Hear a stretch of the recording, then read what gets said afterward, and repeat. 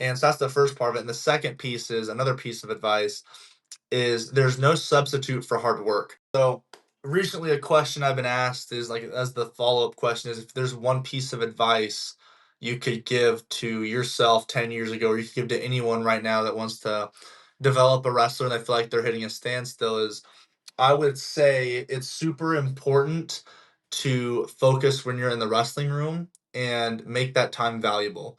So when you're in the wrestling room, if you're in there and you're not mentally there, it doesn't matter. 'Cause if you're sitting there thinking about dinner, thinking about your girlfriend, thinking about something else, you're in the wrestling room, but you're not getting any better. So the first thing is if whenever you're at practice, give wrestling your full attention. You have 24 hours in a day.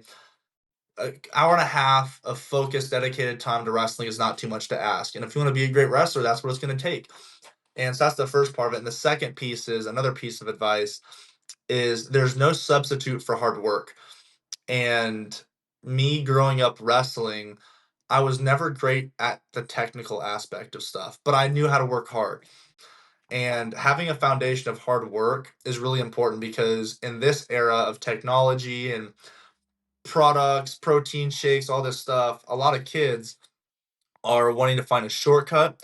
They're wanting to find a cheat code, and they're forgetting that there's no substitute for hard work because it's obviously hard work. It's not really a bunch of glory behind it, but that if you want to be the best, you got to put in that hard work. So all these kids, hey, Wyatt, what wrestling shoes do you wear?